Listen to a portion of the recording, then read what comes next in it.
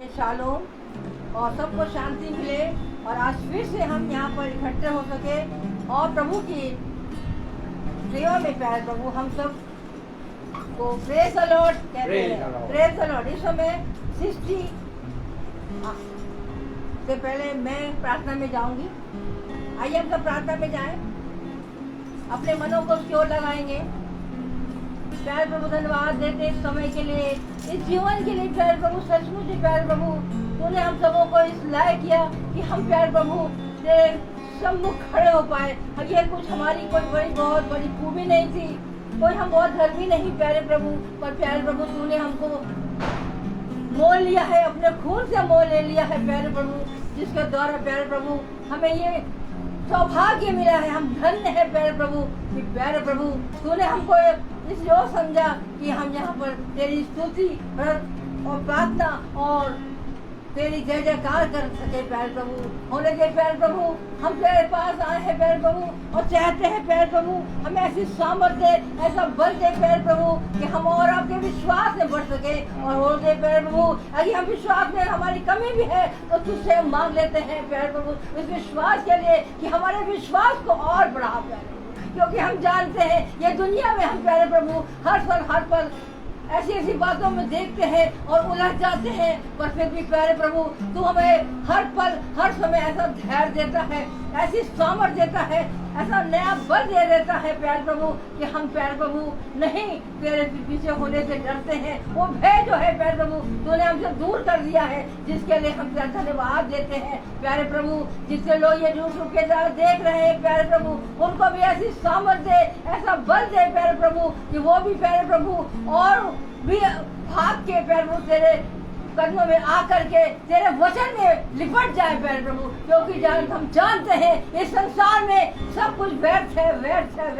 जैसे कि सब उपदेशक कहते हैं कि कुछ फायदा नहीं, सिर्फ हमारा कर्तव्य है कि हमें प्रार्थना करना है और हमें तेरे आज्ञाओं को मानना है और तेरे पीछे चलना है और तेरे में बने रहना है। क्यों ना प्यारे प्रभु हम तेरी स्तुति और तेरी बड़ाई करते हुए हर बात में अगर तेरी मुझे आयु दी है प्यारे प्रभु और जो भी तूने हमें जीवन दी बाकी है उस जीवन में हम चाहते हैं प्यारे प्रभु कि तू मुझे इस्तेमाल कर और जो तू चाहता है इस परिवार के लिए हम धन्यवाद करते हैं। हर एक बातों को हम तेरे कदमों में रखते हैं, इस परिवार के एक जन को अपने वचन में आगे बढ़ा प्यारे प्रभु, ताकि क्योंकि ये वचन ही जीवन है, क्योंकि हम जानते हैं वचन के द्वारा ही प्यारे प्रभु हम आगे बढ़ सकते हैं और वचन ही हमें जीवन देता है प्यारे प्रभु। होने दे प्यारे प्रभु कि हमारा उठना बैठना और हमारे हृदय का सोच प्यारे प्रभु तुझे ग्रहण हो और खास तौर से प्यारे प्रभु हम अपने याजक को तेरे सम्मुख उपस्थित करते हैं प्यारे प्रभु। और होने दे प्यारे प्रभु उसके वेदी के अंगार से उनको छू ले, उनके होठों को प्यारे प्रभु छू ले, क्योंकि हम जानते हैं जो वचन वो यहाँ बोले आया है प्यारे प्रभु उसको 60 से 70 गुना हम फलवान हम सब हो जाए प्यारे प्रभु और हम और आगे बढ़ने वाले बन सके प्यारे प्रभु। ये सब कुछ मीठे दलाली और जीवित नाम में होकर मांगते हैं, सुने और ग्रहण करें। आमीन। उस समय सृष्टि गीत गाएगी। सभी को मेरा प्रेज गॉड। जैसा कि खड़ी सजाओं का रूपक है और उसमें 5 लाइन में लिखा है, हे मेरे राजा तू मेरी दुहाई पर हो कि मैं तुम्हें से प्रार्थना करूं। इसी आयत को लेकर हम सब खुदा की स्तुति और महिमा करते हैं।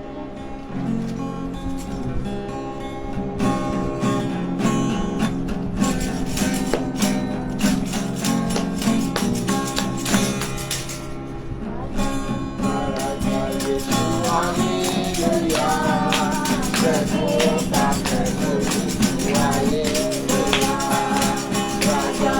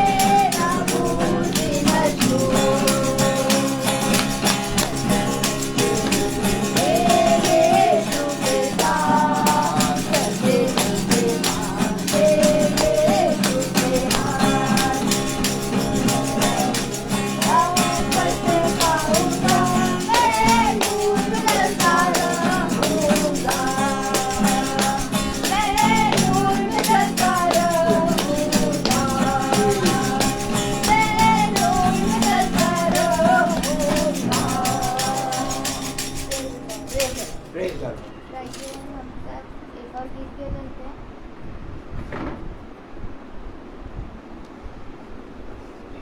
Praise the Lord. Praise the Lord, Hallelujah. Hallelujah. प्रभु की स्तुति हो, प्रभु की महिमा हो। Praise the Lord. ताई धन्य है वे जो प्रभु के नाम में आते आते हैं। हैं। और इस समय जो मैं गीत गाने जा रही हूँ वो इसका बोल है, आओ जग के लोग सभी यीशु राजा बुलाता है। इसमें सचमुच में यीशु सबको पुकार रहे हैं और वही गीत मैं आपके सामने प्रस्तुत करने जा रही हूँ।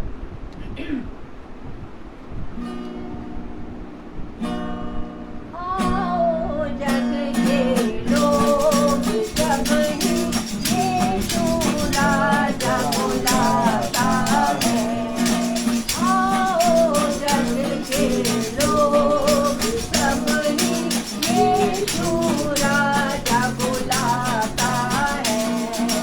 जग में जिसका स्थान नहीं है, जग में जिसका मान नहीं है, जग में जिसका स्थान नहीं है, राज तुम्हें देने के लिए, राज तुम्हें देने के लिए यीशु राजा बुलाता है। आओ जग के लोग सभी यीशु राजा बुलाता है। जग में तुम हो भूखे मरते, जग में तुम हो प्यासे मरते, जग में तुम हो भोजन जल अब मुफ्त में दे, भोजन जल अब मुफ्त में दे, यीशु राजा बुलाता है। आओ जग के लोग सभी यीशु राजा बुलाता है। सिर पर कांटों का ताज निशानी, पर कांटों का ताज निशानी, छाप है उसकी कहती बदली, छाप है उसकी कहती बदली। सीधे हाथ पसारे हुए, सीधे हाथ पसारे हुए, यीशु राजा बुलाता है। आओ जग के लोग सभी यीशु राजा बुलाता है।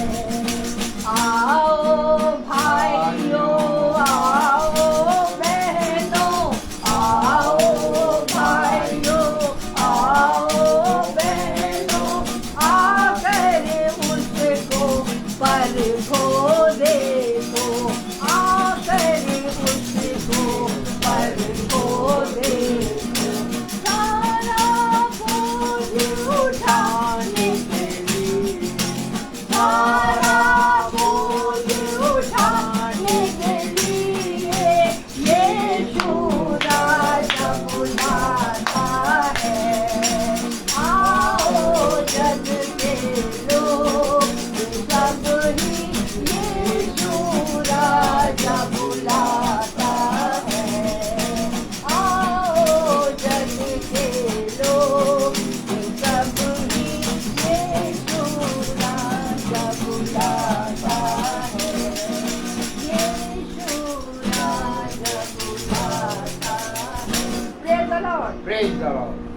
इस समय हमारे याजक वचन में हमको सभी को लेके जाएंगे। Praise the Lord. ये समय उनके लिए है। Praise the Lord. Praise the Lord. आइए जबकि हम सब खड़े हैं हाँ। तो हम सब वचन से निकालेंगे।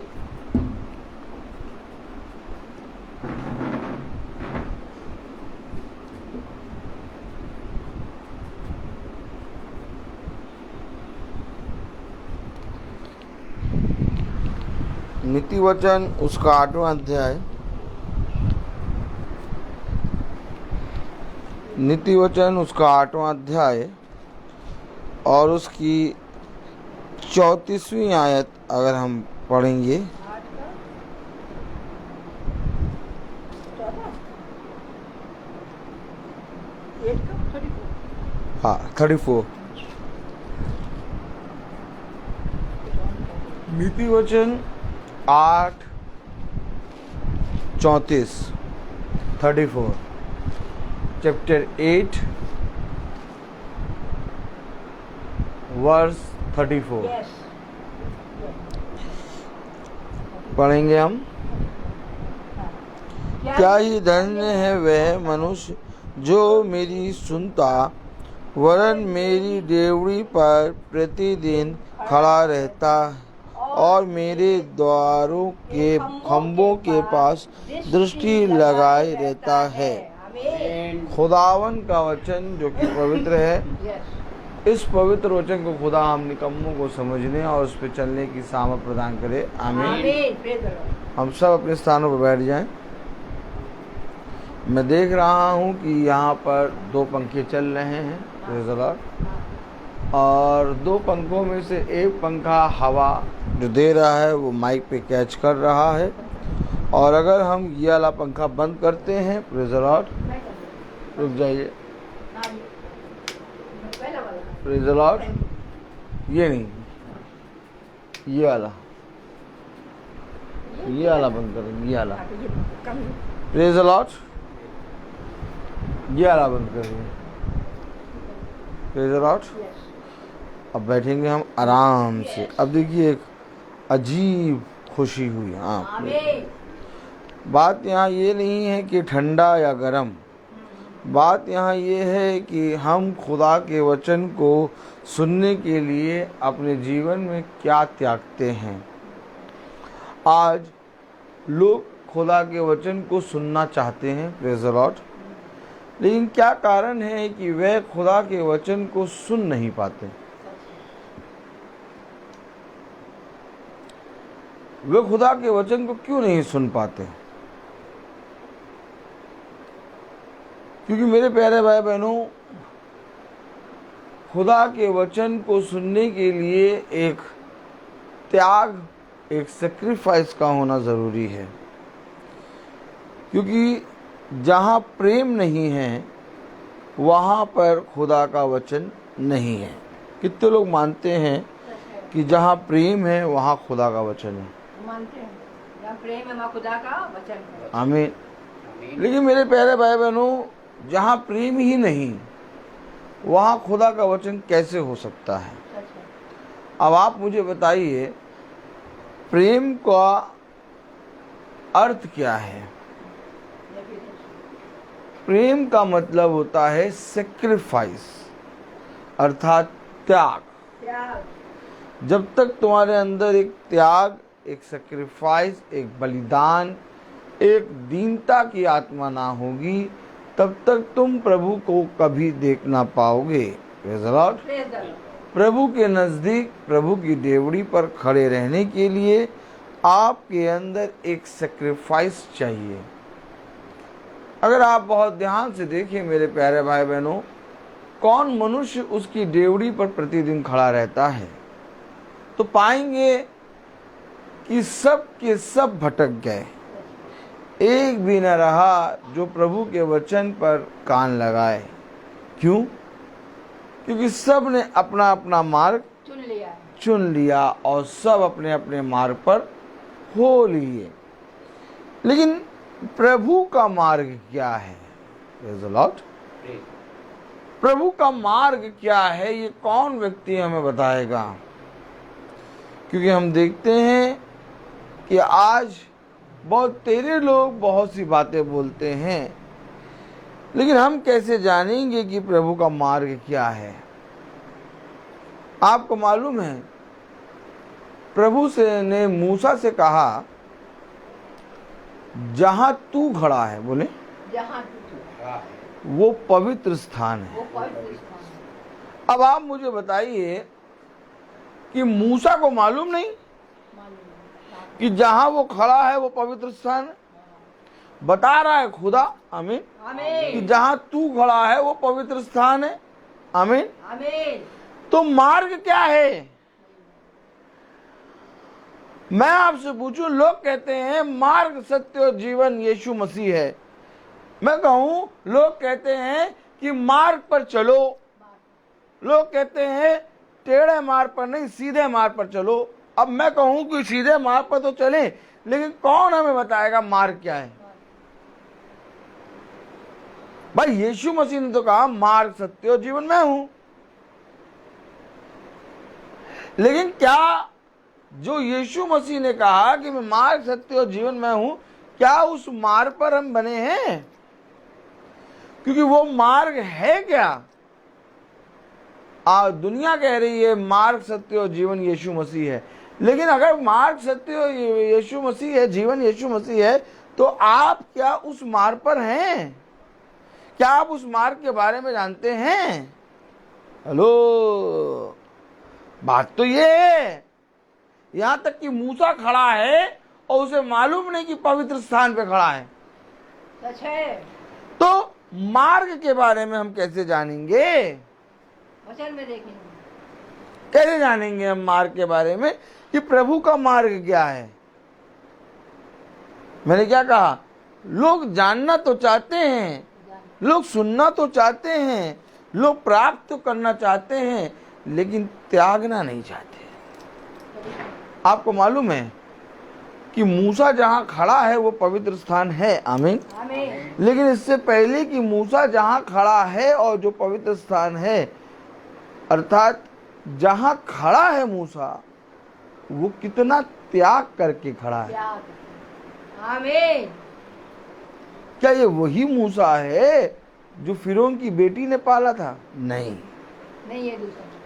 क्योंकि ये मूसा, ये मोसेस बदल गया।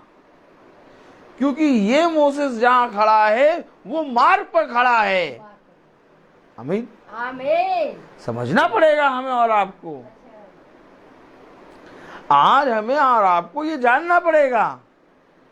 कह रहा है कि क्या ही धन्य है वह मनुष्य जो मेरी सुनता वरन मेरी डेवड़ी पर प्रतिदिन खड़ा रहता। ओहो, अब मैं कहूं, लिखा है नीति वचन में 8:34 में, क्या ही धन्य है वो मनुष्य जो मेरी सुनता वरन मेरी डेवड़ी पर प्रतिदिन खड़ा रहता और मेरे द्वारों के खंभों के पास दृष्टि लगाए रहता है। अब मैं कहूं, इसमें से एक भी चीज आपके जीवन में है? सुनना तो नहीं हो पाता, प्रतिदिन का डेवड़ी पे खड़ा होना तो नहीं हो पाता है, और द्वारों के खंभों के पास दृष्टि लगाए रहना तो नहीं हो पाता। आज देखिए, क्या कोई मनुष्य खुदा के वचन पर दृष्टि लगाए? कोई कहीं दृष्टि लगाए है, कोई कहीं दृष्टि लगाए। किसी की दृष्टि अपने बच्चों पर है, किसी की दृष्टि अपनी पत्नी पर है, किसी की दृष्टि अपने पति पर है, किसी की दृष्टि दूसरे की पत्नी पर है, किसी की दृष्टि कहीं है, किसी की दृष्टि कहीं है। भैया, मैं आपसे पूछूं कि जो मार्ग के बारे में खुदा कह रहा, उस मार्ग पर चलने से पहले हम ये तो देखें कि कितने मार्गों पर चल रहे हैं। सच है। आज मनुष्य का मार्ग तो बहुत से हो गए। तो मूसा जहां खड़ा है, जिस स्थान पर मूसा खड़ा है, वहां पर खुदा गवाही दे रहा कि जिस स्थान पर तू खड़ा है वो स्थान पवित्र है, आमीन। आमीन। तो अगर जिस स्थान पर मूसा खड़ा है वो स्थान पवित्र है, तो उस स्थान पर हमें और आपको खड़ा होना है कि नहीं होना है? खड़े होना है। नहीं, खड़े होना है कि नहीं होना है? होना है। तो भैया, उस स्थान पर खड़े होने के लिए हम क्या करें? क्या करना पड़ेगा? मूसा ने क्या किया? क्या किया मूसा ने? कैसे प्रभु ने कह दिया कि तू जहां खड़ा है वो पवित्र स्थान है, यानी मूसा मार्ग पर आ गया, आमीन। आमीन। यानी मूसा मार्ग पर आ गया। तो हम और आप कब आएंगे मार्ग पर? मार्ग पर आने को तो छोड़ो, मार्ग पर हम लोग क्या करते हैं? एड़ी लगा देते हैं। एड़ी उसको क्या कहते हैं? नहीं, एड़ी गिराने वाली, टांग मारना। हाँ, टांग। मार्ग पर आना तो छोड़ो, मार्ग पर टांग रख के खड़े रहते हैं कि कोई गिर जाए, लंगड़ी का। लंगड़ी लगा देते हैं। आइए देखें कि कैसे मार्ग पर मूसा खड़ा है। Praise the Lord. हम खोलेंगे व्यवस्था विवरण।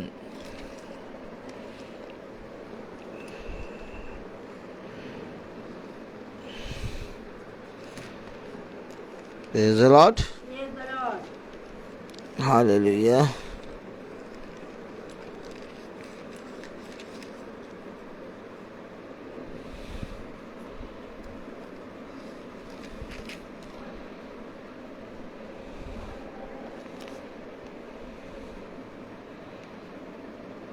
हम्म 18वां अध्याय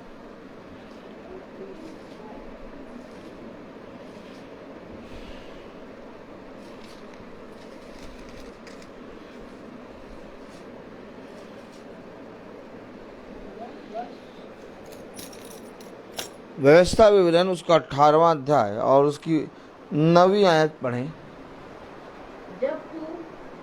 जब तू उस देश में पहुंचे जो तेरा खुदा यहोवा तुझे देता है, तब वहाँ की जातियों के अनुसार घिनौना काम करना ना सीखना। ओह, काम करना ना सीखो। अब मार्ग पर लाने की बात हो रही है, आप समझे? खुदा ने कहा मार्ग सत्य और जीवन मैं हूं, जो कोई मेरे मार्ग पर हो लेगा वो सर्वदा बना रहेगा। आमीन। आमीन। अब प्रभु के मार्ग पर आने के लिए प्रभु ने पहले हमें एक उपदेश दिया, एक शब्द दिया। अभी मार्ग में आपको लाने के लिए एक शब्द आपको पुकारेगा। आप कुछ ना कुछ काम कर रहे होंगे और उस काम करने के बीच में आपके कानों पर एक शब्द पहुंच जाएगा। जिस समय मूसा पवित्र स्थान पे खड़ा था, वो अपनी भेड़ों को चरा रहा था। आमीन। और उसके कान में और उसकी दृष्टि में एक झाड़ी जलती हुई नजर आई और उसके कान में एक शब्द आया कि तू जिस स्थान पे खड़ा है वो पवित्र है। आमीन। आमीन। अर्थात मूसा का देखना और सुनना दोनों चीज बदल गया। कैसे बदला? क्योंकि मूसा एक देश पहुंच गया। आमीन। आमीन। और उस देश में रहते हुए उसने उस देश के घिनौने कामों को नहीं सीखा, बल्कि उसने उस देश में रहते हुए अपने ससुर की गुलामी और अपने आप को दीन बनना सीखा। आमीन। आमीन। पढ़े जरा क्या लिखा है। जब तू उस देश में पहुंचे जो तेरा खुदा यहोवा तुझे देता है, वह तब वहाँ की जातियों के अनुसार घिनौना काम करना ना सीखना। यानी जहां पर भी हम रहें, हम उनके घिनौने काम करने ना सीखें। मार्ग में आने के लिए, मार्ग में चलने के लिए आप उनके घिनौने कामों को अपने जीवन में ग्रहण ना करें। आमीन। क्योंकि जिस पृथ्वी पर मैंने तुझे रखा है और जिस देश में मैंने तुझे भेजा है, ये अवश्य है कि वहां पर बहुत तेरे लोग घृणित काम करने वाले होंगे। लेकिन तुम उन घृणित उन घिनौने कामों को करना ना सीखना। आमीन। क्या लिखा, पढ़े जरा। फिर से पढ़ेंगे। जब तू उस देश में पहुंचे जो तेरा खुदा यहोवा तुझे देता है, तब वहां की जातियों के अनुसार घिनौना काम करना ना सीखना। तुझ में कोई ऐसा ना हो जो अपने बेटे या बेटी को आग में होम करके चढ़ाने वाला, या भावी कहने वाला, या शुभ अशुभ मुहूर्तों का ओझों और मुहूर्तों का मानने वाला, या टोनों या तांत्रिक। देखिए धीरे धीरे एक एक काम आया। सब आया तो ना जाता। आज अगर आप देखें तो जिनके बीच में आप रह रहे हैं वे सब ये कामों को कर रहे हैं। कोई टोना कर रहा है, कोई तांत्रिक के कामों को कर रहा है, कोई जादू कर रहा है, कोई बाल बच्चों को अपने होम बलि कर रहा है। क्या कर लिखा हुआ है, तुझ में कोई ऐसा काम ना हो जो अपने बेटे या बेटी को आग में होम करके चढ़ाने वाला, या भावी कहने वाला, या शुभ अशुभ मुहूर्तों का मानने वाला, या टोनों या तांत्रिक, या बाजीगर, या ओझों से पूछने वाला, या भूत साधने वाला, या भूतों को जगाने वाला हो। क्योंकि जितने ऐसे ऐसे काम करते हैं वे सब यहोवा के सम्मुख घृणित हैं, और इन्हीं घृणित कामों के कारण तेरा खुदा यहोवा उनको तेरे सामने से निकालने पर है। क्यों निकालने पर है? क्योंकि उन्होंने खुदा का मार्ग ना लिया। आज हमारे जीवन में भी बहुत से ऐसे कार्य हो रहे हैं जिनके कारण हम खुदा के मार्ग से भटक रहे हैं, जबकि हमें खुदा के मार्ग पर चलना है। और खुदा के मार्ग पर चलने के लिए खुदा हमें प्रतिदिन अपने वचन की संगति में ले चलता है। आज क्या कारण है कि दुनिया में ये सारी बातें घट रही हैं, प्रेज़ द लॉर्ड, लेकिन हम और आप खुदा के वचन में लगे हैं। क्या कारण है, प्रेज़ द लॉर्ड? क्या कारण है कि हमें और आपको किसी भी अंधकार की शक्तियों से डरने या उसके विषय में सोचने या तो उसके विषय में अपने जीवन में कुछ करने की जरूरत नहीं है। आज हमें और आपको खुदा ने सबसे उत्तम एक समय दिया कि हम उसकी डेवड़ी पर प्रतिदिन खड़े रहें। अब उसकी डेवड़ी पे प्रतिदिन खड़े तो हैं, लेकिन मेरे प्यारे भाई बहनों, खुदा का कलाम बता रहा है कि जब तुम उसकी डेवड़ी पे खड़े हो तो उनके घिनौने कामों पर दृष्टि भी ना करना। आमीन। आमीन। क्योंकि हमें उनके घिनौने कामों को देखना भी नहीं है, हमें उनके घिनौने कामों के साथ संगति नहीं करनी, बल्कि हमें उनके बीच में खड़े होकर खुदा का एक गवाह बनना है। बहुत तेरे लोग हैं जो आज वचन को जानना चाहते हैं, बहुत तेरे लोग हैं जो आज वचन को सुनना चाहते हैं, लेकिन खुदा ने आपको उन सब के बीच में एक गवाह के रूप में रखा है। आमीन। जिस देश में मूसा गया, जिस देश में मूसा था, क्या वो पवित्र देश थे? नहीं था। लेकिन मूसा को वहां पर खुदा ने इसलिए रखा ताकि वो देश के लोग मूसा को के जरिए खुदा को जाने।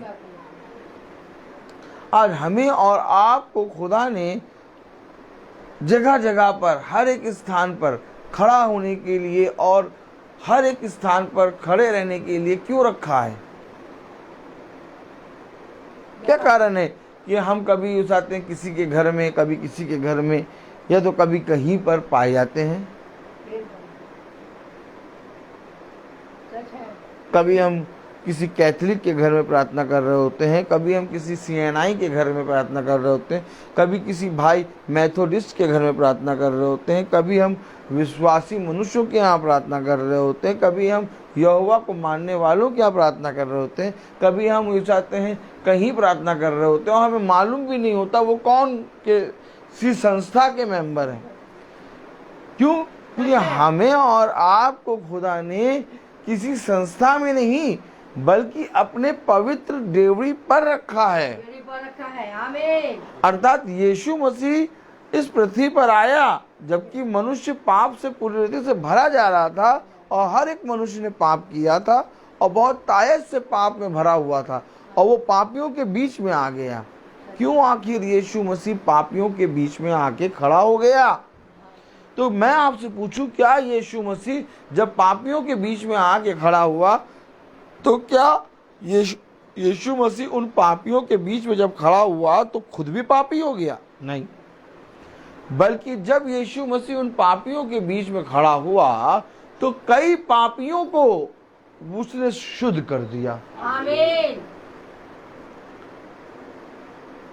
और आज हमें और आपको भी खुदा ने ऐसे ऐसे स्थानों पे खड़ा कर रखा है कि बहुत तेरे लोग जो वचन को नहीं जानते थे, बहुत तेरे लोग जो प्रार्थना करना नहीं जानते थे, बहुत तेरे लोग जो इन सारी, आप बताइए, आप मुझे बताइए कि जब हम प्रार्थना में नहीं थे, जब हम वचन को नहीं जानते थे, तो जो आयत हम पढ़ रहे हैं, पढ़ें जरा 15वीं आयत पढ़ें, 15वीं नहीं, 10, हाँ, व्यवस्था विवरण उसका 18वां अध्याय और उसकी 10वीं आयत पढ़े। तुझ में कोई ऐसा ना हो जो अपने बेटे या बेटी को आग में होम करके चढ़ाने वाला या भावी कहने वाला या शुभ अशुभ मूर्तों का मानने वाला या टोना या तांत्रिक या बाजीगर या ओझों से पूछने वाला या भूत साधने वाला या भूतों का जगाने वाला हो। अब आप मुझे बताइए, जितने वाले काम आपने पढ़े बाइबल में, इनके कामों में से आपके अंदर क्या कोई काम नहीं था? आपने जितने काम पढ़े कि बाइबल कह रही है, वचन कह रहा कि तेरे अंदर वो उनके घिनौने काम ना हो। अब उनके घिनौने काम क्या थे? ओझाओं के पास जाकर पूछना, भूतों को जगाना है, एक दूसरे के बारे में बुरा कहना, और बहुत से ऐसे काम। तो ये सारे काम हमारे और आपके अंदर बहुत तायत से पाए जाते थे। सच है। पढ़िए जरा सिस्टर 10वीं आयत कस के पढ़िए। तुझ में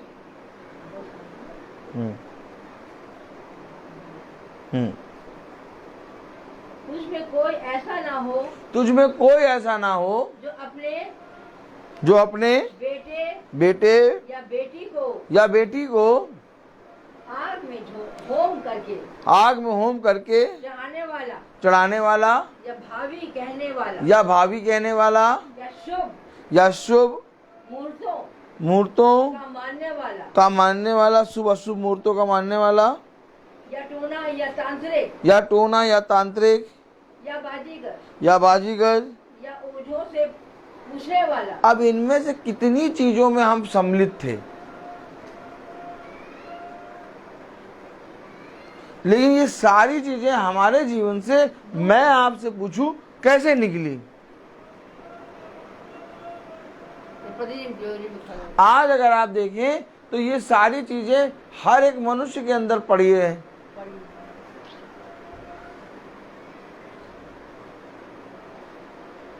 फेसबुक पे आता है कि सांप के फन को छुओ तो तुम्हारा बता देगा कि तुम कैसे व्यवहार के व्यक्ति हो। तो देखो, कई लोग सांप के फन को छू रहे हैं। फेसबुक पे आ रहा है कि अगर तुम शांति चाहते हो, अगर तुम दया चाहते हो तो लिखो आमीन, तो लिख देते हैं आमीन। आत्माएं पकड़ो, मैं आत्माएं दिखा रहा हूं आपको, आत्माएं दिखा रहा हूं मैं आपको। फेसबुक पे आता है, अगर आज आप चाहते हैं कि आपके साथ कुछ अच्छा हो तो लिखिए आमीन, लो आमीन लिख दिया।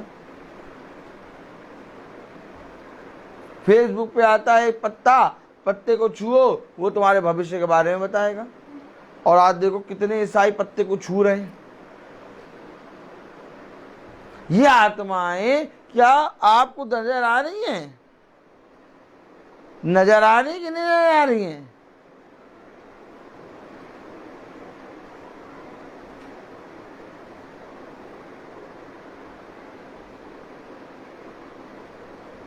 फेसबुक पे आता है, अगर किसी ने RIP नहीं लिखा उसके साथ बुरा होगा, लो RIP लिख दिया।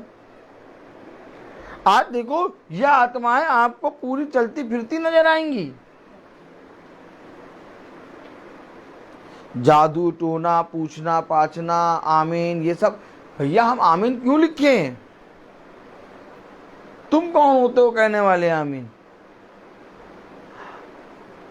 हमारे साथ अच्छा होगा क्योंकि हमारे साथ खुदा है। आमीन। अब हम कहेंगे आमीन। ये भूत सिद्धि वाले हैं, ये सामरी जाति है जो टोना और भूत सिद्धि और पूछ पाछ करती है और कहती है बताओ हम कैसे हैं। हम नहीं लिखेंगे।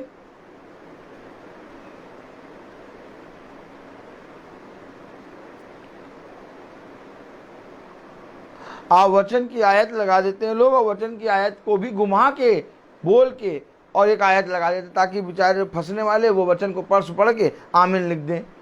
लेकिन ये नहीं देखते कि वचन लिखा है लेकिन उसके पीछे का उनका उद्देश्य क्या है। वचन को लोग अपने घिनौने उद्देश्य के लिए इस्तेमाल कर रहे हैं और कह रहे लिखो आमीन। अंधे बहरे गूंगे आमीन लिखे पड़े।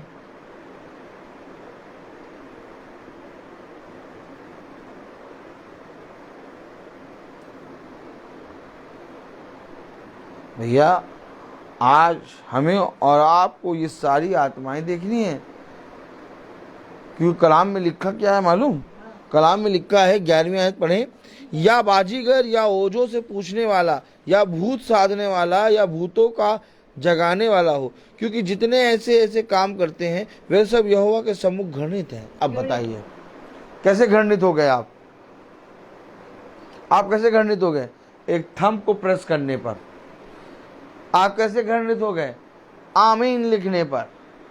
शैतान एक से एक चाल चलेगा, कहीं ना कहीं से घूम फिर के शैतान आके एक धर्मी मनुष्य को भी बहकाएगा और धर्मी मनुष्य कहेगा नहीं मैंने तो वचन पे क्लिक करा था, मैंने तो वचन पे आमीन करा था, लेकिन वचन पे नहीं, शैतान भी वचन से ही बता रहा था।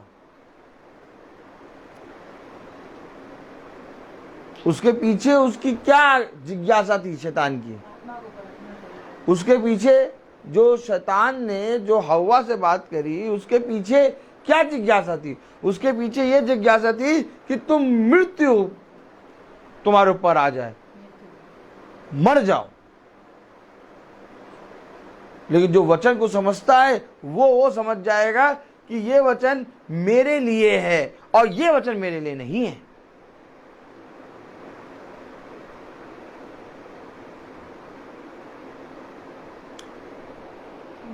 क्या भले और बुरे का ज्ञान का फल उन्होंने जब खाया तो क्या भले और बुरे के बारे में उनको नहीं मालूम होगा? वही तो शैतान बता रहा था, मालूम हो जाएगा।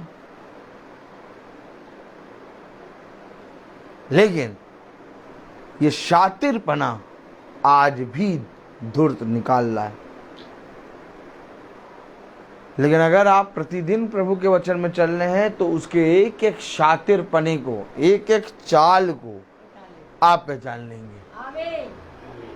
आप इन फालतू की बातों में नहीं पड़ेंगे, क्योंकि आपके अंदर एक जीवित वचन चले रहा होगा और ये जीवित वचन तुम्हारी रक्षा करेगा। किससे रक्षा करेगा? इस धूर्त से। लोग कहते हैं कि भैया धूर्त से हमारी रक्षा करो ताकि हमारे घर में खुशहाली आ जाए। लेकिन मैं कहूं कि अगर धूर्त से रक्षा करने के बाद तुम्हारे घर में खुशहाली आ भी गई और तुम्हारा उद्धार ना हुआ तो इस खुशहाली को लेकर क्या करोगे? अरे प्रभु इस धूर्त से रक्षा कर, और इस धूर्त की सारी धूर्तता को खुदा मुझे इतनी सामर्थ दे कि मैं तेरी सामर्थ में आके एड़ी से कुचल दूं, तब तुम्हारा उद्धार होगा। आज धूर्त को लोग भगाना चाहते हैं, मारना नहीं चाहते। लेकिन यीशु मसीह ने कहा स्त्री का वंश तेरे फन को कुचलेगा, अर्थात खुदा का बेटा दुष्ट का नाश करेगा। आज मैं आपसे पूछूं, कितने ही लोग आते हैं भैया हमारे घर में, भैया कोई ऐसा लगता है कोई आत्मा घूम रही है, भगा दो भैया। भैया हाँ भैया हमारी बेटी की तो आंखें पलटने लगती हैं और पता नहीं कौन कौन सी आवाज में बोलने लगती है, भैया प्रार्थना कर दो भैया, भाग जाए भैया इसके अंदर से दुष्ट। अब मैं कहूं कि सब प्रार्थना करते हैं भाग जाए, मारेगा कौन?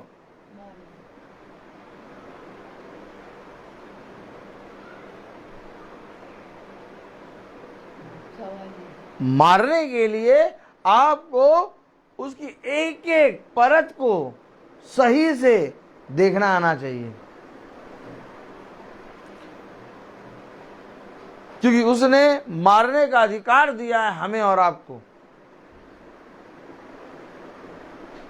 का अंधकार की सारी शक्तियां तुझ पर प्रबल नहीं होंगी। सुन, तो इनको अपने पैरों तले रौंदेगा। आमीन। अब मैं आपसे पूछूं, क्या आपको कोई रौंदता हुआ नजर आ रहा है? अब मैं आपसे पूछूं कि क्या आपको कोई ऐसा व्यक्ति नजर आ रहा जो शैतान की अंधकार की शक्तियों को मार रहा हो? नहीं नजर आ रहा। क्यों नजर नहीं आ रहा? क्योंकि मेरे प्यारे भाई बहनों, हम खुद उस घृणित कामों में फंसे हैं।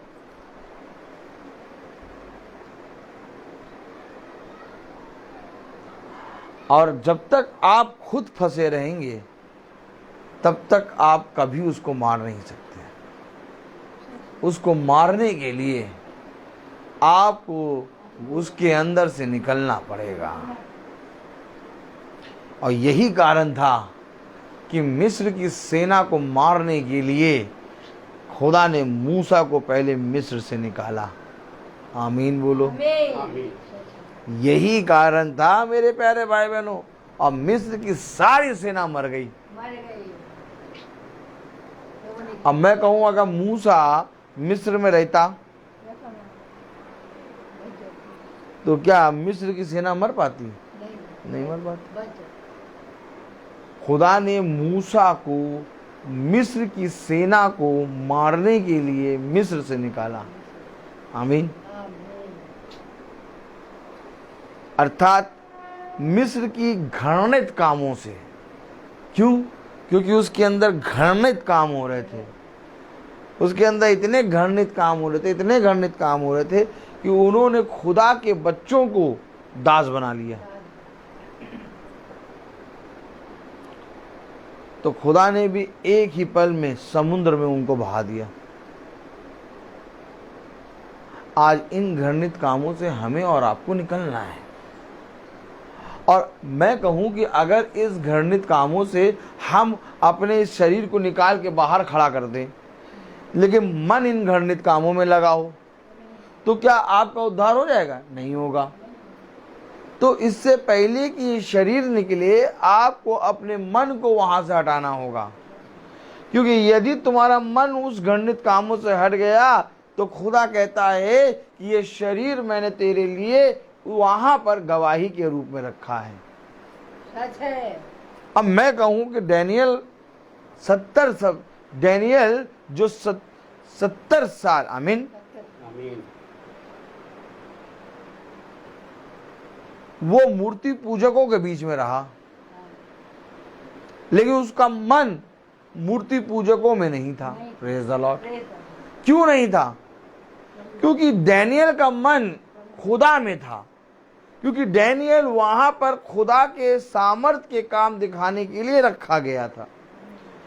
और आज हमें और आपको भी खुदा ने एक एक स्थान पे नियुक्त करके रखा, इसलिए कि यहां से, इनके जीवन से लोग मेरे वचन की महिमा देखेंगे।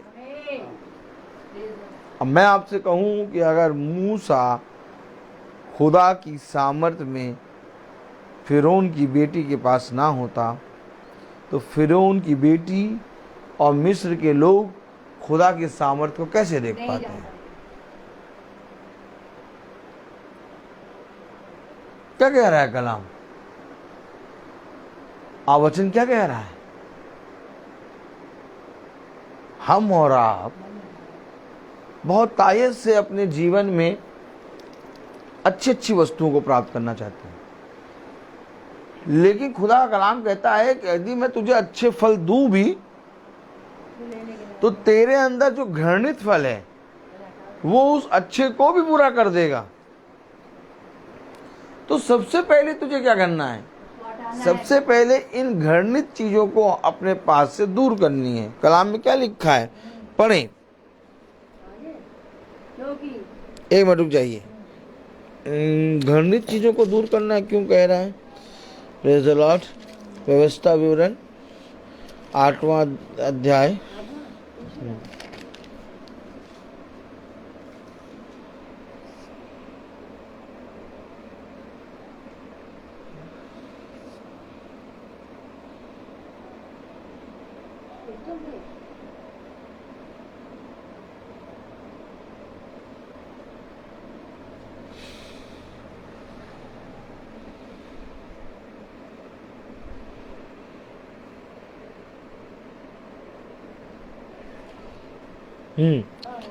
व्यवस्था विवरण उसका 7वां अध्याय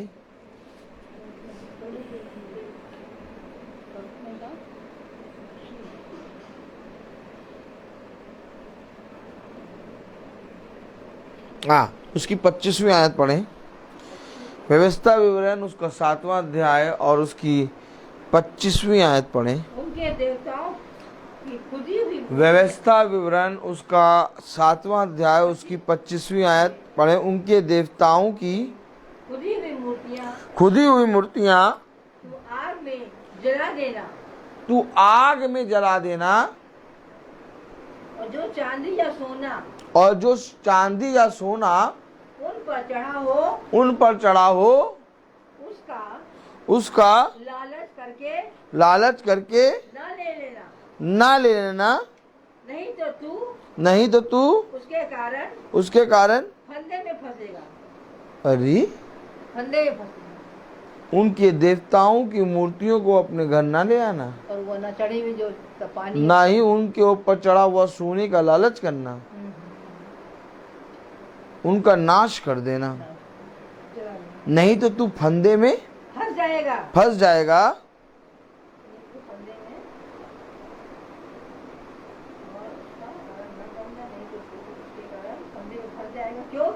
क्योंकि ऐसी वस्तुएं तुम्हारे खुदा यहोवा की दृष्टि में घृणित हैं। आगे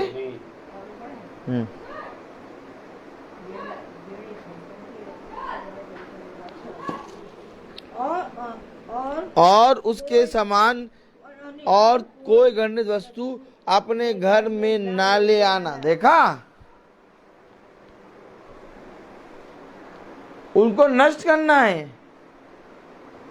उनकी घृणित वस्तुओं को अपने घर नहीं ले आना, नहीं तो तू भी उसके समान नष्ट हो जाने की वस्तु ठहरेगा। नहीं तो तू भी उनके समान नष्ट हो जाने की वस्तु ठहरेगा।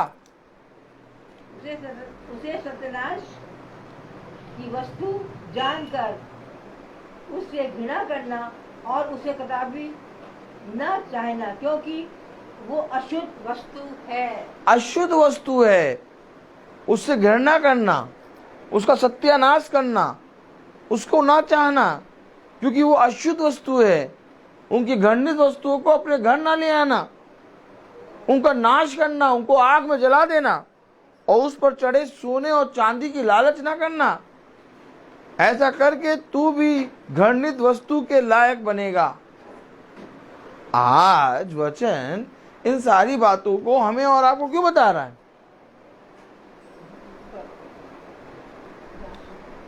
क्योंकि खुदा ने हमें अपने मार्ग पर चलने की सामर्थ्य दी है। जब तक खुदा का मार्ग हमारे जीवन में नहीं होगा तब तक हम वह बातें जो खुदा हमें और आपको प्रतिदिन सुनाता है, हम और आप नहीं सुन पाएंगे। अगर आप सोचते हैं कि ये बातें जो खुदा हमें और आपको सुना रहा है ये दुनिया जानती है, तो दुनिया नहीं जानती, क्योंकि दुनिया ओझाओं और अपने जीवन में दया और खुशी के चक्कर में पड़ी है। लेकिन खुदा का कलाम कहता है दया, खुशी और ये सारी चीजें तुम्हारे जीवन में तब आएंगी जब तुम मेरे निकट बने रहोगे, मेरी डेवड़ी पर प्रतिदिन खड़े होगे और मेरी सुनोगे। आमीन। कैसे मालूम होगा कि आज आप खुदा के मार्ग पर चल रहे हैं? आज बहुत सारे लोग कह रहे हैं कि हम भैया खुदा के मार्ग पर हैं। बहुत तेरे लोग कह रहे हैं हम सच्चे खुदा के मार्ग पर चल रहे हैं। तो मैं आपसे कहूं कि अगर आप सच्चे खुदा के मार्ग पर चल रहे हैं और अगर आप मार्ग पर हैं, तो आपके मन में ये चिंताएं, ये संदेह क्यों हैं? क्योंकि अगर आप सच्चे खुदा और सच्चे मार्ग पर हो तो आपके मन में संदेह और चिंताएं नहीं होनी चाहिए। याद रखें, खुदा एक एक कार्य को हमें जताता है, बताता है। क्यों आखिर जता रहा है, क्यों बता रहा है? क्योंकि हम प्रतिदिन उसकी डेवड़ी पर खड़े हैं। खुदा कह रहा है किसी भी वस्तु की लालच ना करना, ना उनके समान काम करना, ना उनकी घृणित वस्तुओं को अपने घर में ले आना। आज देखो बहुत तेरे लोग घृणित वस्तुओं को अपने घरों में लाके तकिया के नीचे, अलमारी में, लॉकर के अंदर और अपनी दीवारों पे टांग टांग के लगाते हैं। जबकि खुदा कह रहा उनके घृणित वस्तुओं को अपने घर ना ले आना। कहीं ऐसा ना हो कि तू भी उस घृणित वस्तुओं की तरह नष्ट हो जाए। देखिए क्या कह रहा है व्यवस्था विवरण, उसका 7वां अध्याय और उसकी 26वीं आयत पढ़ें। और कोई घृणित, हाँ पढ़ें 26। और कोई घृणित वस्तु अपने घर में ना ले आना, अरे नहीं तो तू भी उसके समान नष्ट हो जाए। अरे नहीं भैया, ए भैया, हाँ हम नष्ट नहीं होंगे। क्यों नहीं नष्ट होंगे?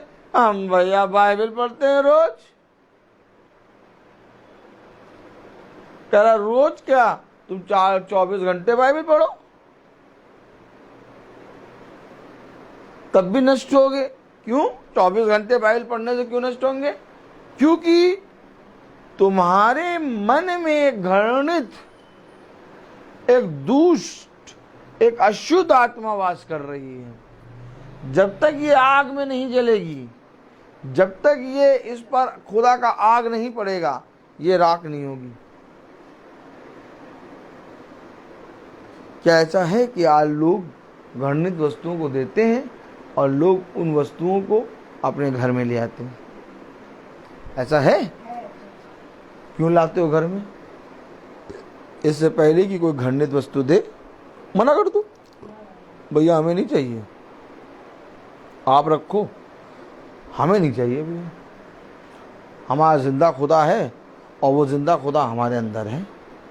हमें इन वस्तुओं को लेने की और पहनने की जरूरत नहीं है। क्योंकि कलाम वचन हमें बता रहा कि उन घृणित वस्तुओं को जब तुम लेके घर पे आओगे तो वो घृणित वस्तुओं की तरह तुम भी नष्ट हो जाओगे। पढ़े यार 26वीं आयत, कस के पढ़े। और कोई घृणित वस्तु अपने घर में ना ले आना, और कोई घृणित वस्तु अपने घर में ना ले आना, नहीं तो तू भी उसके समान नष्ट हो जाने की वस्तु ठहरेगा। कैसे बचाओगे अपने प्राण? कैसे खुदा के सामने कहोगे कि खुदा मैं तेरा सच्चा दास हूं? कैसे कहोगे खुदा कि मैं जीवन भर तेरे मार्ग पर चला? उसके मार्ग पर चलने के लिए हमें एक सेक्रीफाइस करना पड़ेगा, अर्थात लोगों के सामने अपने जीवित खुदा का नाम लेना होगा। और जब हम लोगों के सामने अपने जीवित खुदा का नाम लेंगे तो वे तुमसे घृणा करेंगे। क्यों? इसलिए घृणा करेंगे क्योंकि तुम उसके अपने जीवित खुदा का नाम ले रहे हो। तो क्या करें, हम अपने जीवित खुदा का नाम लेना छोड़ दें? नहीं। यही बात तो पतरस ने कहा, यही बात तो यूहन्ना ने कहा। तुम ही बताओ कि हम तुम्हारी बात माने या अपने खुदा की बात माने? तुम ही बताओ, क्या ये भली बात है कि हम खुदा की बातों को छोड़ हम मनुष्य की बातों को माने? हम तो भैया खुदा की बात मानेंगे। तो खुदा की बात क्या है? खुदा की बात यह है कि कोई घृणित वस्तु अपने घर में ना ले आना,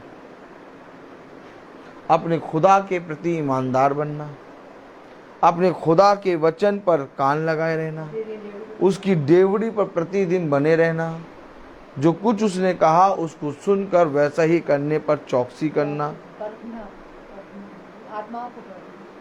मेरे प्यारे भाई बहनों, प्रतिदिन का चलना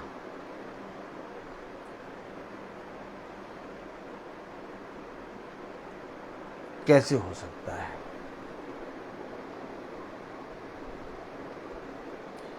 क्योंकि प्रतिदिन हम खुदा के वचन में स्थिर बने रहते हैं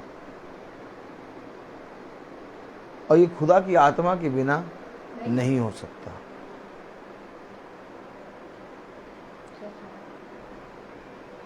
आज बहुत तेरे लोग मनुष्य की बातों को सुनकर, उनकी बातों को सुनकर अपने जीवन में प्रतिदिन की संगति, अपने जीवन में प्रतिदिन का चलना छोड़कर फिर से संसार की बातों में लग जाते हैं। और मैं आपसे बताऊं कि जब वे फिर से संसार की बातों में लग जाते हैं, कुछ ही दिनों में उनका जीवन फिर से ऊंट कटारों के समान हो जाता है। और जब ऊंट कटारों के समान होता है तो उनको पता नहीं लगता। पता कब लगेगा? जब बड़ी बड़ी झाड़ियाँ, कटीली झाड़ियाँ आकर उनको ढक लेंगी। तब कहेंगे भैया ये झाड़ियाँ कहाँ से आ गई? तो भाई नहीं थी। अरे हम तो भैया हो जाते हैं, बढ़िया मार्ग पर चल लेते हैं।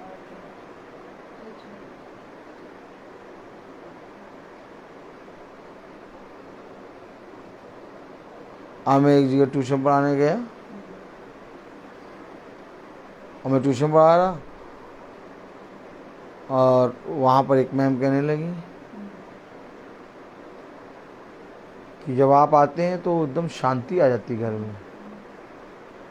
मैंने उससे कुछ नहीं कहा, वो एकदम बोलने लगी, कहने लगी जब आप आते तो एकदम शांति आ जाती घर में। और कह रही आपकी बातें ऐसी हैं जिनको सुनकर बहुत अच्छा लगता है।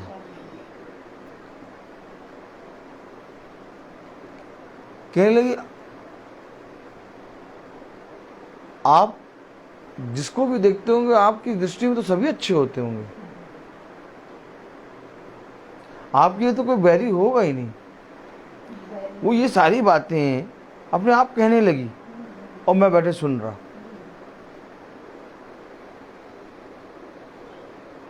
मैंने कहा देखो ये खुदा की तारीफ कर रही है, क्योंकि शांति खुदा के वचन के कारण आती है। और खुदा का वचन में लिखा है कि यदि तुम मेरे वचन को जानते तो तुम्हारा कोई बैरी ना होता। यदि तू भलाई करने में तत्पर रहे तो तेरा बैरी कौन हो सकता है? हर काम में भले कामों का नमूना बन जाओ। फिर कहने लगी आपकी बातों से तो हर एक जने को बहुत बड़ी बड़ी शिक्षा मिलती है। मैं आपको बताऊं ये बातें वो क्यों कह रही है? क्योंकि वो देख रही है अपने घर में और अपने जीवन में उन बातों को सुन रही है। जबकि मैं कुछ नहीं करता, मैं बच्चों को उसके पढ़ाता हूँ।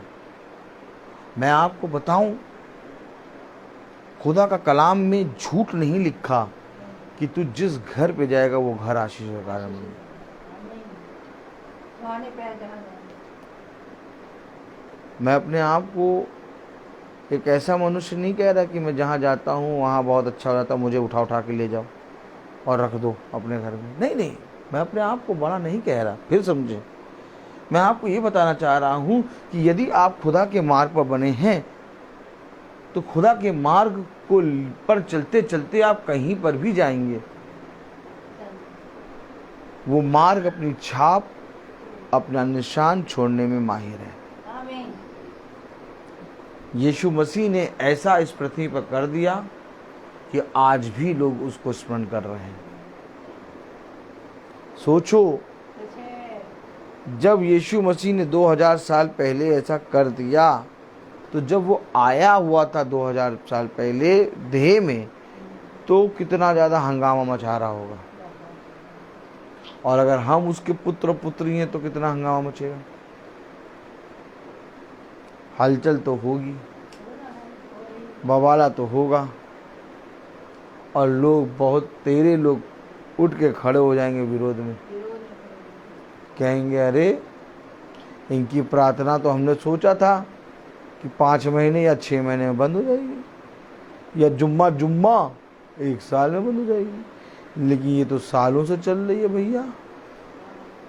ये कैसे चल रही है? मैं आपको बताऊं, ये सारी बातें खुदा की ओर से है। खुदा को भीड़ नहीं चाहिए, खुदा को खुदा का मन चाहिए। और खुदा का वचन में लिखा है, जहाँ 2 या 3 एक मन होकर मेरे वचन में बैठ जाएं, बस वहाँ काम हो गया। तो आइए, क्योंकि जैसा कि मैं बोलता बहुत हूँ, हर चीज़ का एक समय होता है। तो आइए हम प्रार्थना में चलेंगे, और मेरा निवेदन है डाली आंटी से कि वो प्रार्थना में अगुवाई करें। आइए हम प्रार्थना में जाएंगे। सचमुच में प्रभु तू कितना महान। हम जानते हैं प्यारे प्रभु, जो वचन यहाँ बोया गया प्यारे प्रभु, वो सचमुच में इस परिवार के लिए था प्यारे प्रभु, है प्यारे प्रभु। जितने भी जन प्यारे प्रभु हैं और सुन रहे हैं यूट्यूब के द्वारा प्यारे प्रभु, और जितने लोग भी प्यारे प्रभु तेरे नाम को लेकर चलते हैं प्यारे प्रभु, तो वो अपने को जांचें और परखें प्यारे प्रभु।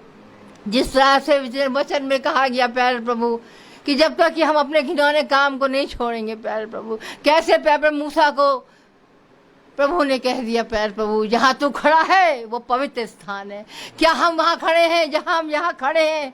क्या हमारा प्रभु कह सकता है ये पवित्र स्थान है जहाँ तू खड़ी है? ओ प्यारे प्रभु, हम तेरे चरणों में आके तुझसे विनती करते हैं प्यारे प्रभु, और जो कुछ भी वचन यहाँ बोया गया प्यारे प्रभु वैसा विवरण में, और जो कुछ भी प्यारे प्रभु कहा गया इसी वचन में प्यारे प्रभु कि हमें प्रतिदिन तेरी जोड़ी में और तेरे प्रतिदिन का आनंद लेना है प्यारे प्रभु, वचन में चलना है प्यारे प्रभु। सचमुच में प्यारे प्रभु तू महान प्रभु है। हम अपने याजक को तेरे सम्मुख उपस्थित करते हैं प्यारे प्रभु, क्योंकि तूने जिस तरह से कहा था मूसा को 90 वर्ष में कहा था, मेरे उपस्थित में चलता रहे और तू सिद्ध होता जा, तो क्यों ना प्यारे प्रभु हम भी तेरी आवाज़ को सुन सके। वही आवाज़ जो तूने मूसा को कही थी कि मेरी उपस्थिति में चल फिर, ताकि सिद्ध होता जा प्यारे प्रभु। जब तक हम सिद्ध नहीं होंगे प्यारे प्रभु, कैसे हम कह पाएंगे, हम कैसे तेरे गवाह बन पाएंगे प्यारे प्रभु। होने दे प्यारे प्रभु, जो वचन यहाँ बोया गया वो हमारे जीवन में काम करे प्यारे प्रभु। इस छोटे झुंड को तूने बहुत आशीष दी है, और पूरे परिवार को हमारे रोहित याजक के हम धन्यवादित है कि तूने उनको तैयार किया, उनके पूरे परिवार को प्यारे प्रभु। हम नहीं जानते प्यारे प्रभु कि आने वाले दिनों में जब प्यारे प्रभु हमने सुना था इसकी हमें प्यारे प्रभु की 4 विपत्तियां जो हमारे ऊपर आने वाली है प्यारे प्रभु, वो कैसा भयानक दिन होगा। ओह प्यारे प्रभु, तो क्यों ना प्यारे प्रभु हम तैयारी में रहें, हम तैयार हो जाए। तैयारी तो हम बहुत करते हैं, परंतु क्या हम तैयार हैं? हमें प्रतिदिन हर पल हर क्षण तैयार होना है, तेरे कदमों में तेरी ड्योरी के सामने खड़े रहना है प्यारे प्रभु। प्रभु, होने दे प्यारे प्रभु, हमारे जीवनों को तैयार कर ताकि हम ज्योति में चल सके। वो अंधकार जो प्यारे प्रभु चारों ओर है, इस संसार में चारों अंधकार है। ओह प्यारे प्रभु, जब तू आया तो लोगों ने ज्योति को धिक्कार दिया और अंधकार को ले लिया। ओह प्यारे प्रभु, ऐसा ना हो प्यारे प्रभु कि हमारे जीवनों में ऐसा कार्य, हम ज्योति को पीछे चलने वाले हो, क्योंकि मार्ग, सत्य और जीवन केवल तू है प्यारे प्रभु, और तू जीवन देने वाला परमेश्वर है। इसलिए प्यारे प्रभु, हम हर एक बात को तेरा धन्यवाद देते हैं प्यारे प्रभु कि इस घर में तू न आया है प्यारे प्रभु, और तूने उद्धार दे दिया है प्यारे प्रभु। होने दिया कि आज प्यारे प्रभु ये प्रार्थना जो हर महीने होने वाली है, होती है और हो रही है, आज हम तेरा धन्यवाद देते हैं, क्योंकि बहुत सी रुकावटें तो आती हैं, पर प्यारे प्रभु हमें ऐसा धैर्य दिया, ऐसा तूने बल दिया कि हम प्यारे प्रभु तेरी ओर दृष्टि करते रहे और तेरे ही ओर निहारते रहे। क्या तू मुझे देख रहा है प्यारे प्रभु? तूने दृष्टि जब बनी रहेगी प्यारे प्रभु, अब तो हम कह पाएंगे प्यारे प्रभु कि तूने प्यारे प्रभु हम सबों को तो मोल ले लिया है, पर प्यारे प्रभु दया कर प्यारे प्रभु, हम सबों पर दया कर प्यारे प्रभु, क्योंकि तू दयावान परमेश्वर है। इस परिवार में जो कमी घटी है उसको तू ही पूरी कर पाएगा। इसलिए हर एक बात को तेरे कदमों में रखते हुए ये सब कुछ यीशु के जीवित नाम में होकर मांगते हैं, सुने और ग्रहण करें, आमीन। हे हमारे पिता जो स्वर्ग में है, तेरा नाम पवित्र माना जाए, तेरा राज्य आए, तेरी इच्छा जैसे स्वर्ग में है वैसे इस पृथ्वी में पूरी हो। हमारा प्रतिदिन का आहार आज हमें दीजिए, और हमारे अपराध हमें क्षमा कर जैसे हम भी अपराधियों को क्षमा करते हैं, और हमें परीक्षा में न डाल परंतु बुराई से बचा। तेरी है, आमीन। अब हमारे खुदावन यीशु मसीह का फजल, खुदा बाप की मोहब्बत, पाखरू की रिफाकत और शराकत हम में से हर एक विश्वासी जन के साथ अब से लेकर अनंत काल तक होती रहे, आमीन। धन्यवाद धन्यवाद धन्यवाद, सारी आशीषों के सोते धन्यवाद धन्यवाद धन्यवाद धन्यवाद, सारी आशीषों के सोते धन्यवाद, सारी आशीषें आती ऊपर से, हालेलुया। धन्यवाद धन्यवाद धन्यवाद, सारी आशीषों के सोते धन्यवाद। सबको जय मसीह की, सबको प्रेज द लॉर्ड। कल की प्रार्थना शाम को 5 बजे, प्रेज द लॉर्ड। कविता भाभी के घर पे है, प्रेज द लॉर्ड। सभी को praise the Lord, hallelujah, praise the Lord.